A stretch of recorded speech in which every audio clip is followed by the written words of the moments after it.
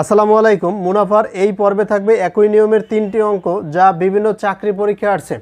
এখানে প্রতিটা প্রশ্নের সামনে লেখা আছে কোন চাকরি পরীক্ষায় কত সালে আসছে। তো 17 নম্বর দেওয়া আছে বার্ষিক 3% হার সুদে 500 টাকার 6 বছরের যত সুদ হয়। কারণ আমরা দেখি তাহলে কত সুদ হয়। তো 3%-এ 500 টাকা 6 বছরের সুদ, তাহলে সুদ আই সমান জানি PRN, পি এর মান 500, PR এর মান 3%, 3% মানে 3/100, আর N এর মান হচ্ছে 6 বছর। তো এইখানে 100 দিয়ে আমরা এই 500-র মধ্যে যাবে 5 বার, 3 5 15, 6 15 90। তাহলে বলতে পারবো এই 3% হার সুদে 500 টাকার 6 বছরের সুদ হচ্ছে 90 টাকা। এরপর সেকেন্ড স্টেপ বলছে বার্ষিক 5% হার সুদে কত টাকার, মানে আসল চেয়েছে 4 বছরে তত সুদ হবে। তো এইখানে চেয়েছে আসল। কি কি দেওয়া আছে, আর এর ভ্যালু দেওয়া আছে আর এন এর ভ্যালু দেওয়া আছে। এই আই এর ভ্যালু এইটাই যে সুদ তত হয়, তত সুদ হয় মানে কি ওই 90 টাকা নিতে হবে। তো আমাদের আসল বের করতে বলছে, তাহলে পি সমান আই ভাগ আই এর মান হচ্ছে ওই 90 টাকা দিয়ে দেবো, আই ভাগ আর এন, আর এর মান এখানে 5% ইউজ করতে হবে, 5/100, আর এন এর মান হচ্ছে 4 বছর। তো 4 দ্বারা এই 100-র মধ্যে যায় 4 25 100, 5 দিয়ে দিলে 5 5 25, তখন এই 5 উপরে গুণ হয়ে যাবে। তা 5 নং 45 আর এটা 0, 450 টাকা। তো বলতে পারবো আমরা যে বার্ষিক 3% হার সুদে 500 টাকার 6 বছরের সুদ 90 টাকা, সেই 90 টাকা সুদ হবে 5% হারে। হ্যাঁ, 90 টাকা সুদ হবে 4 বছরের, টাকাটা কত 450 টাকা। এই যে 450 আছে, গ নম্বর সঠিক উত্তর। 18 নম্বরে দেওয়া আছে এক ব্যক্তি তার মূলধনের 60% শেয়ার বাজারে বিনিয়োগ করেন এবং বাকি 40% সঞ্চয়পত্রে বিনিয়োগ করেন। যদি তিনি শেয়ার বাজার হতে শতকরা 5 টাকা আর সঞ্চয়পত্র থেকে শতকরা 6 টাকা আয় করেন, তার মোট আয় দেওয়া আছে 1080 টাকা। আচ্ছা, এইখানে কত টাকা বিনিয়োগ করছে মোট আমরা জানি না, তাহলে মোট বিনিয়োগ আমরা ধরে নিলাম 100 টাকা। তাহলে 60% মানে কি 100 টাকায় 60 টাকা বিনিয়োগ করছে শেয়ার বাজারে, তা শেয়ার বাজারে 60 টাকা, আর সঞ্চয়পত্রের জন্য তাহলে কত টাকা 40 টাকা, মোট বিনিয়োগ যেহেতু 100 টাকা। এই শেয়ার বাজারের 60 টাকার উপরে সে 5 টাকা হারে শতকরা 5 টাকা আয় করে। তো এইটার 5% মানে কি 60 টাকার 5% মানে 5/100 দিয়ে দিলাম। তো এই 5 দ্বারা এটার মধ্যে যায় 20, 5 20 100, আর 20 দিয়ে এটার ভাগ করলে 3 20 60, তো এখানে হচ্ছে 3 টাকা। আর এই 40 টাকার উপর সে 6% হারে লাভ করে। 6% মানে কি 6/100।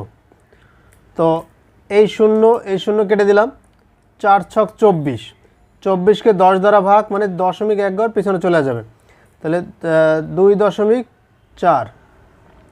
তাহলে বিনিয়োগ যদি 100 টাকা হয় তাহলে 60 টাকায় এই 3 টাকা লাভ করে, আর 40 টাকায় 2.4 টাকা লাভ করে। মোট কয় টাকা লাভ করে?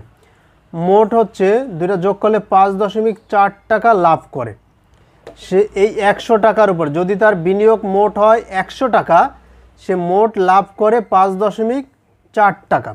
তাহলে আমরা বলতে পারবো যে মোট যদি লাভ হয় 4.5 টাকা, তাহলে টোটাল মোট বিনিয়োগ করে 100 টাকা।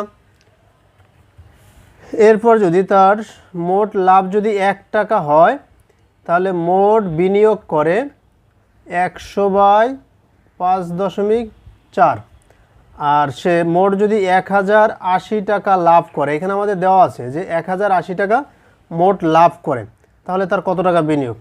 তাহলে ঐকিক নিয়মে 100 গুণ 1080 ভাগ এই যে 54, মানে 5.4। তো এইখানে আমরা এই 5.4 দিয়ে এই 1080-কে ভাগ করতে পারি, অথবা আপনি এটাকে দশমিক উঠাই দিতে পারেন।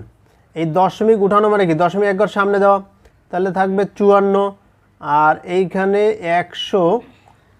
তো এই উপরের যে কোনো 100 অথবা 1080 যে কোনো একটার সামনে একটা বাড়তি শূন্য দিয়ে দিলে হয়ে যাবে, গুণ 1000 80। তো এই 54 1080-র মধ্যে কতবার যাবে? 54 1080-র ভিতরে 20 বার যাবে। আমরা যদি ভাগ করে দেখাই যে এই 54 1080, তো 54 108-এর মধ্যে যায় 2 বার, এই যে 108 থাকে একটা শূন্য, এই যে শূন্য, তো 54 108-এর মধ্যে যাবে 20 বার। 20 আর এই আছে 1000, 1000 লিখতে 1 লিখে 3টা শূন্য, তো 20 লিখে 3টা শূন্য দিয়ে দিলাম আমরা, তাহলে কত হয়ে দাঁড়ালো? 20,000। তাহলে তার এইটা ছিল তার মোট বিনিয়োগ। তো মোট লাভ যদি 1080 হয় টাকা হয়, তাহলে মোট বিনিয়োগ হচ্ছে 20,000 টাকা।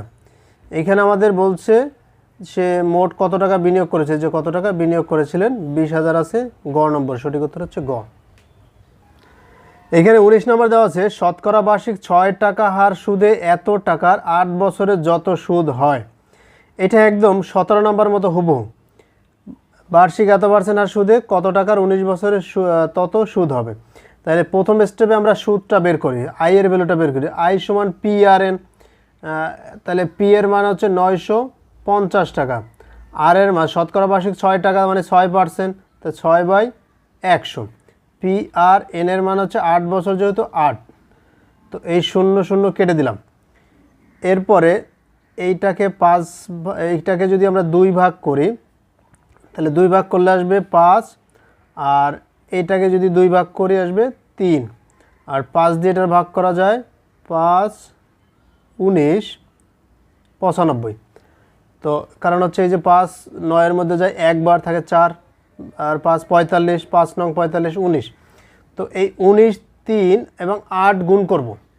এই 3টা গুণ করলে 456 আসবে, 456, কারণ 3 8 24, 24 আর 19 গুণ করে দেখেন 456 টাকায় আসবে। তো প্রথম স্টেপে আমাদের সুদ আসছে এইটাকে আমরা সেকেন্ড স্টেপে কাজে লাগাবো। সেকেন্ড স্টেপে বার্ষিক 7.5% হার সুদে কত টাকার, মানে আসল চেয়েছে, 19 বছরে তত সুদ হবে, মানে 19 বছরে 456 টাকা সুদ হবে। কত টাকার, তার মানে আসল চেয়েছে। তো আসল পি সমান আই ভাগ আর এন। তা আই এর মান হচ্ছে 556, আর এর ভ্যালু হচ্ছে এই যে 7.5%, তো 7.5 ভাগ 100, এই 7.5%, আর এন এর ভ্যালু এখানে 19 বছর, এই জন্য 19 দিয়ে দেবো। তো এইখানে 19 7.5-এর সাথে গুণ, আর 100 নিচে, তো 100 উপরে উঠে যাবে, তো 4 5 6 গুণ হয়ে যাবে 100, আর নিচে 7.5-কে গুণ করতে হবে 19 দ্বারা। তো এইখানে নিচে 7.5 আর 19 গুণ করলে আসবে 142.5, আর উপরে 4 5 6 গুণ 10, সরি 100। তো এই 456 আর 100 গুণ করে আমরা যদি 142.5 দ্বারা ভাগ করে দিই, তাহলে রেজাল্ট আসবে 320 টাকা। তো আমরা এখানে বলতে পারবো এটা সঠিক উত্তর হচ্ছে 320 টাকা। এটা আমরা কাজ করতে পারি, এটা দশমিক উঠানোর জন্য আর নিচে এই দশমিক উঠাই দিলে 1 4 2 5, উপরে একটা এক্সট্রা শূন্য দিতে পারি, 4 5 6 গুণ 100 আছে, সামনে একটা এক্সট্রা শূন্য দিয়ে দেবো, তাহলে দশমিক উঠে যাবে। এরপর আমরা এটাকে ছোট থেকে কাটতে পারি, যেমন এটাকে 5 ভাগ করলাম, এটাকেও 5 ভাগ করলাম যেহেতু 5 আছে, অথবা এটাকে 1425, এটাকে 25 ভাগ করা যায়, এটাকেও 25 ভাগ করা যায়। তো এটাকে যদি আমরা 25 ভাগ করতে যাই, তাহলে এই প্রথম 142-এর মধ্যে যাবে 4 আর 1 5, 5 বার যাবে, অথবা 1400, তো 25 দিয়ে ভাগ করলে 4 14 কত, 14 28 28 56, আর 1 57, তাহলে 57 আসবে। আর এইটাকে যদি আমরা 25 দ্বারা ভাগ করি তাহলে আসবে 40, আর এই 57 দ্বারা যদি আমরা এটাকে ভাগ করি তাহলে আসবে 8, কারণ 57 456-এর ভিতরে 8 বার যায়, কারণ এই 50 যদি ধরি 400-এর মধ্যে যায় 8 বার, আর এই 7 তাও 56-এর ভিতরে যায় 8 বার, তার মানে 57 দ্বারা যদি 456-কে ভাগ করি 8 বার যাবে। এই 8 আর 40 যদি আমরা গুণ করি, 4 8 32 0, এই যে 320, তা যা বলছি সেটাই। তো 19 নম্বর সঠিক উত্তর হচ্ছে 320। এটা একদম 17 নম্বর মতো।